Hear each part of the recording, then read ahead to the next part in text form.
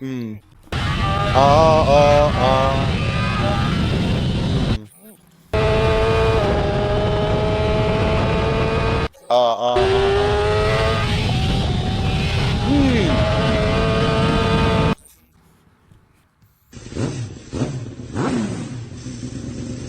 Hey, listen, it's me, Andrzej. I never thought I'd say this in my life, because I've always said that I root for the underdogs and not necessarily the fastest ones. But I would like to have this motorcycle. It used to be that the BMW S1000RR, the previous one, the new one, yeah, cool, cool, cool. Maybe I'd want it if it was free. Like, if someone gave it to me, I wouldn't say no. Would I buy it with my own money? Well, I don't know. Even though the leasing deals are supposedly good, but this one, the M version, I'd like to, because right here in front of you, let's not kid ourselves, this is probably the most race-oriented street motorcycle you can buy right now. At this point, someone might say, hey, but in superbikes, this BMW doesn't really stand out. And yeah, in some other places, this BMW doesn't shine either. It just doesn't shine yet. But we're not Superbike racers either. We're not professional racers either. We're also not teams with the experience and know-how to set up, tune, and so on and so on and so on motorcycles. But if you want a motorcycle that you can buy and it would be a race bike right out of the box, then this is simply it. I do have experience with strictly race machines, maybe not a lot, but I do have some. I've ridden many motorcycles, and this is just it. This is exactly that. But in the package of a street bike that you can really ride, it's still a relatively comfortable motorcycle, but you can already see that the riding position, I'm not sure. Maybe it's just my impression, but this bike immediately feels more ready for riding. But it has a different geometry, so this motorcycle just sits differently. And that's just how it is, really. The letter M carries a certain obligation, and just like with cars, where M Power has become more of an M package and has lost some of its edge, now motorcycles will be the true representatives of the real M, because they've done an absolutely phenomenal job. Starting with the engine, it revs up so wet, it's still warm. I'll show you how it revs. Boom, boom, boom, boom. The engine roars loudly, a powerful sound. And it revs the same way even when a gear is engaged, no matter which one. It's incredible how light this engine is, how responsive it is, and when it revs up, it doesn't even sound like an inline four anymore. It doesn't even sound like a motorcycle anymore. It's kind of like, damn, as if we were, except it's actually pleasant. Amazing. And that engine speed, it's just incredible what happens. Because thanks to the shift cam, this motorcycle is still quite powerful in the mid-range. You can certainly ride it, but what truly happens after an astonishing 12,000 RPM is just absolutely out of this world. An experience beyond compare. Between 12 and 14,000 RPM is just insane. This is the second motorcycle in my career. The first was the Panigale R from the AF Racing team. And coming out of a big sweeper, I was honestly scared whether, with the throttle fully open, I would even make it into the chicane, because the power was just carrying me straight into the grass. I was simply terrified. I really was. But honestly, holding the throttle wide open there, just keeping the throttle pinned on that bike and shifting through the gears. Ooh. Seriously, especially on the tires, because these are Dunlop TT street tires. I mean, they're track day tires, but they are street legal. They've been running here for 2 days. I did 141.4 on this bike. And normally, as I remember when I used to ride bikes like this, Supercross SP3S, let's say the equivalent straight out of the box 2 years ago, or maybe about a year ago, that's the kind of time I was doing. 44, 45 seconds was already considered good. So for me, that's kind of the standard for a bike that's just taken out of the box and goes. That was the kind of time you would usually get. And here it's 141.4. I know there was still a limit to push, but I just didn't want to crash this bike. This is the only test bike of its kind in Poland, but it's out of this world. The thing is, it's really, really well. Everything is just great. The thing is, when I first took this machine out, I was riding, just warming up, not too fast. And I thought, okay, it's nice because the suspension is semi-active, but it's the traditional kind with screws. And the suspension felt kind of dull, like the bike just didn't want to go. But I immediately noticed that the geometry makes this motorcycle not really want to ride in a half lean, so to speak. When you enter a corner, it feels best when you make that final move, like bam, down on your knee, elbow, or whatever. I can't do it on my elbows because I'm too shy, but with this motorcycle, you just ride and it naturally wants to do that. You go into the corner and you're already leaning over and damn, just throttle and it goes. So the geometry is just out of this world, and you can even adjust it, set up some Chinese magic tricks. But I got completely lost. The shock absorbers themselves seemed kind of dull to me, not the way I like them. I prefer them to feel substantial. So when you ride, you can feel them working. But when you push hard, they give you support. But it's the same with the brakes, they're almost too sharp. Because in the previous BMW, in the first S1000RR, there was always a problem with the brakes. They would fade. Now they've made new calipers, and honestly, it didn't really change anything. There's an M sticker attached. And for me, at first, they were almost too sharp. They were just explosive. Actually, we talked about it with the guys. With Rafawe also rode this bike from Speed. With the trainer son, he also said, man, the brakes are too sharp for me.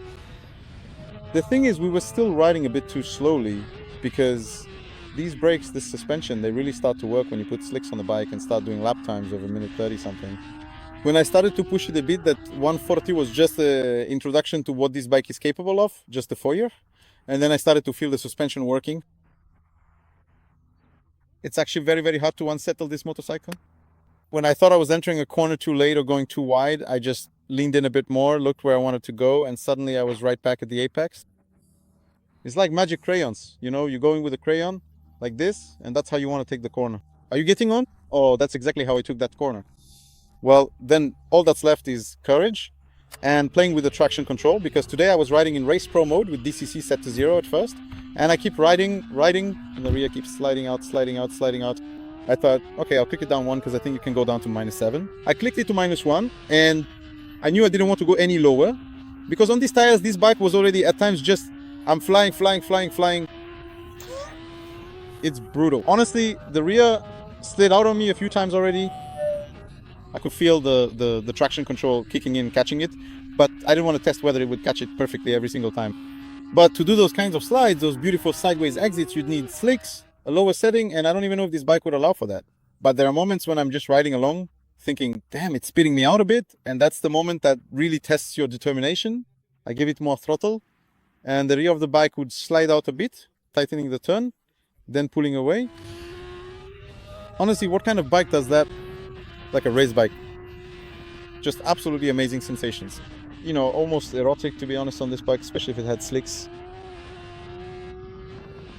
What else? The quick shifter and gearbox, same story. To me, it just sounds like a racing gearbox, because today I rode an Aprilia, and I've ridden many bikes where, say, you're in 4th or 5th gear, you hit a hairpin, and you want to downshift to 2nd or even 1st, since these stock bikes have long gear ratios, it goes bam, bam, bam. And if you push it, try to shift faster, they just won't let you. The revs are too high, so you can't over rev it. Not here. You just go for it. Bam, bam, bam, bam, bam, down to 1st. And then you slide one way and then the other. When you went from Sławiniak into the small hairpin a few times, into the small hairpin sideways, I didn't even touch the rear brake. Just downshifting down to 1st. And then just steering, and it holds. I thought, oh, that's it. That's exactly it. That's what you have to do with this motorcycle, with this bike. Only on slicks. I want to do it again, but only on slicks. And I'd like to put someone on it, for example.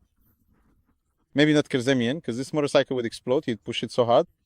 Besides, Kerzemian rides a racing bike like that. So for him, it wouldn't be the same. And Shazak would probably want to ride his racing bike. But for example, Bartek Wyczyński, who rides a regular S1000RR, and I asked him, hey, why don't you ride the M when the M came out? No, mine is good. Hi Bartek, greetings to you. Here's your new motorcycle. I wanted to show it to you. Maybe not give it to you, but the same goes for those winglets. Maybe it's because of those winglets that this motorcycle tightens up corners so amazingly.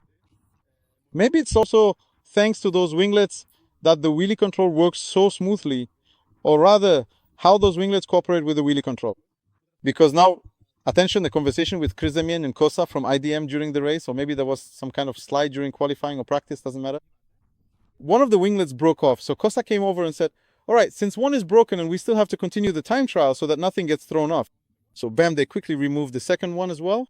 I won't say how. Kerzemian went out and said, man, without those winglets, this motorcycle just can't well. Not that it can't, but it just doesn't ride the way it should anymore. So those winglets really do make a real difference. So to sum up, if you want to ride fast on the track, but you're an amateur, you should probably still get the S1000RR. Unless you really want to then get the M1000RR. But remember that when you get this motorcycle, it comes straight out of the box. If you put slicks on it, you need to set it up for yourself. There are so many adjustment options here. You have to set this motorcycle up according to your own skills. That's it, period. Even if you're an amateur and you don't ride very fast, you can still set it up for yourself, no problem. Everything is fully adjustable. A mechanic can do everything for you, and for this wide engine, that quick shifter is definitely worth it. But you have to keep that in mind. It's not like that. It's a bit like with the HP4 race. You have a motorcycle that seems great, the best, but it can't really perform at its best until you set it up correctly. So keep in mind that when you buy one, talk to someone knowledgeable about how to set up the suspension geometry and how to use the electronics, because this is serious business. This machine is no joke. I even forgive it for having brakes that are too sharp. How can brakes be too sharp? Well, it's just that they bite really hard here, and I felt like there was a bit of modulation missing. But later, once I got used to it, I thought, no, it's fine, let it be. If you write in the comments, I want it again, then I suggest we bring Bartek here, for example, Wyszynski, get some turbo cameras, some slow motion, this and that, and it'll be awesome.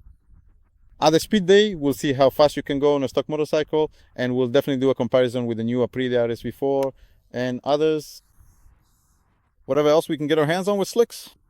All right. Take care. Bye. The full test will be in the magazine. That's where you'll find technical data and similar stuff. And these are just my first impressions, straight off a really hot bike. CO carbon, man, buy it seriously. Everything is carbon.